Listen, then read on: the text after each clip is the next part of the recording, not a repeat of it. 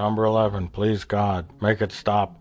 Make it end. Shazam! The silver spaceship flies back to Naboo. Qui-Gon and Obi-Wan go back as well for no reason, and they bring the little kid to a war zone for no reason. But really what's curious about this is that no other Jedi come back with them, even though there might be a Sith there. We will use all our resources to unravel this mystery. We will discover the identity of your attacker.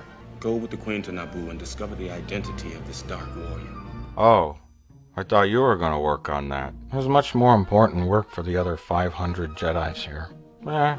All the Jedis will just sit here and see who gets elected Chancellor, I guess. So then they start to approach the planet. Oh wait, something's missing. Hey Bob, hit the music. Yes, you once. What? Twice. No, not that one. The other one. The other song.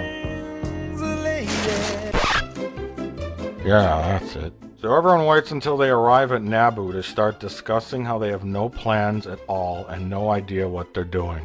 I'm not sure what you wish to accomplish by this. We have no army. I can't fight a war for you. All of a sudden the whole blockade is gone too, and there's just one ship. Where'd they go? That's convenient. The Gungans will not be easily swayed. And we cannot use our power to help her. Gee, you didn't have any problem doing it before, asshole. So then they make a plan. The Gungans act as robot bait so that the Queen can sneak into the palace and capture the Viceroy while the fighters attack the droid control ship. So what happens again when they capture the Viceroy? Without the Viceroy, they would be lost and confused. Excuse me? Hi. How do you know for sure that the robots will be lost and confused without the Viceroy? I mean, just by physically capturing him doesn't mean that all the robots will know that he was captured, right? I mean, it just kind of seems like you're making up a bunch of BS right now. Hey, maybe they're programmed to just keep doing what they're doing regardless until they receive more orders? Hey, maybe everyone should focus their efforts on taking out the droid control ship first? Then you could skip the other two dangerous parts. And you could just like walk up to the Viceroy and capture him. Who's in charge here? What's this all about again? Why are we all listening to this 14-year-old girl with no military experience? And I thought serving under Picard was dangerous. Get back in the Star Trek reviews. There is a possibility with this diversion, many Gungans will be killed. Hey wait, Gungans? I thought they were called Gungas. They all joined forces and everything, and the Gungas battle the droids, and the Gungans will Gungas. What's happening in this movie?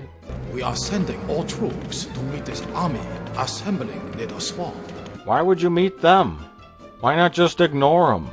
You have a fortified position. Can't you see an obvious ploy to draw away your protection?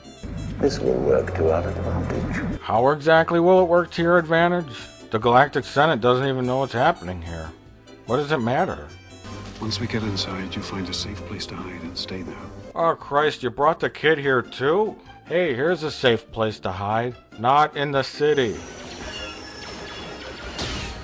I thought the battle was going to take place far from here. Hey, idiots, it was a diversion. I tried to warn you. So then the stupid kid sits in a cockpit of a ship.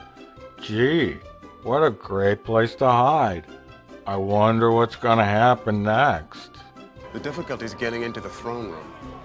Once we're inside, we shouldn't have a problem. If the Viceroy was smart, he'd be in a location you would not expect to find him.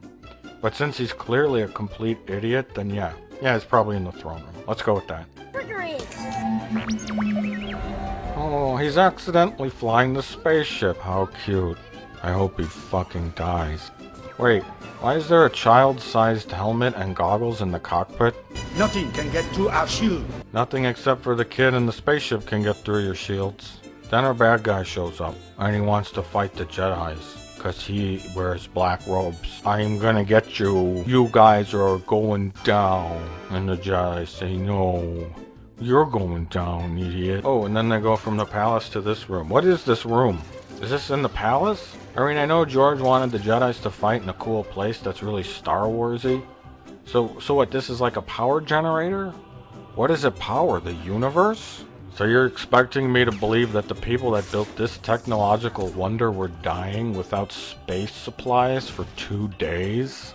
So I have another question. If the Sith have been extinct for a millennium, and only Jedis use lightsabers, I saw your laser sword.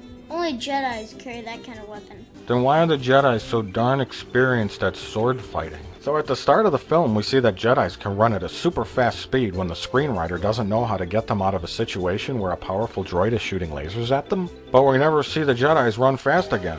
Maybe there never really was a need to run fast again.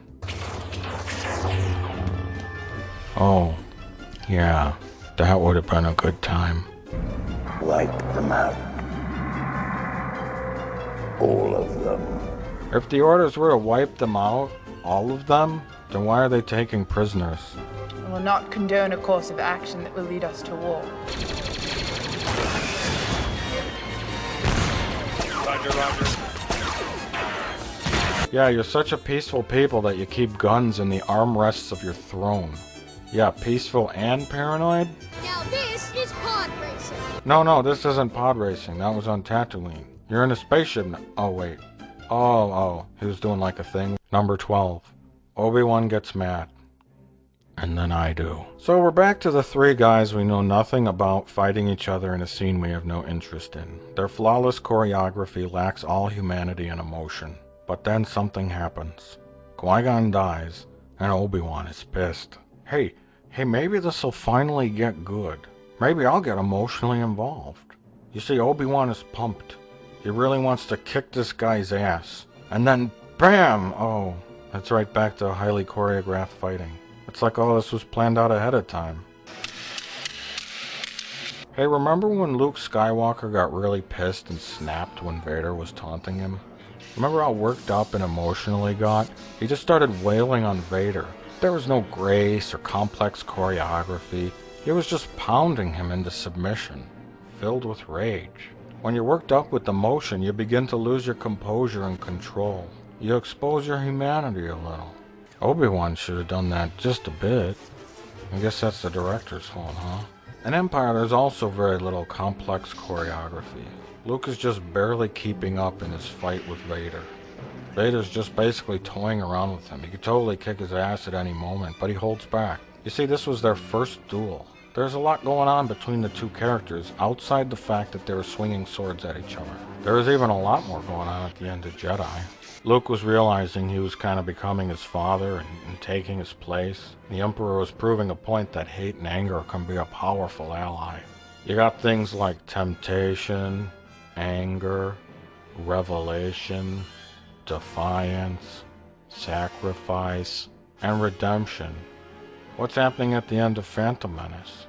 Three guys we don't care about are fighting each other over something. I gotta really stress this point that lightsaber duels have less to do with the fight itself, but more so with the internalization of the characters. So if you've ever said that the duel at the end of A New Hope was the worst one because it had bad fight choreography, and it was like an old guy and a guy in a mask who couldn't see what he was doing, so they were just kind of like awkwardly hitting him with swords, well then I'm afraid you've missed the point entirely. It's really about moments like this.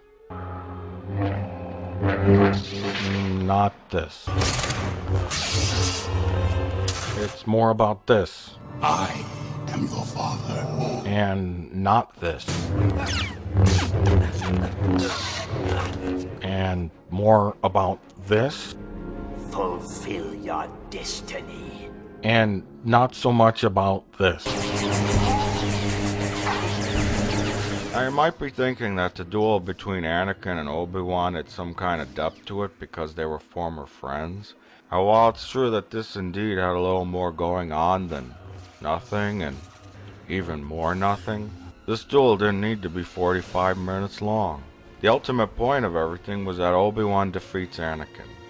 Having them fight in the most ridiculous of places only to wind up on a tiny hill at the end was overindulgent.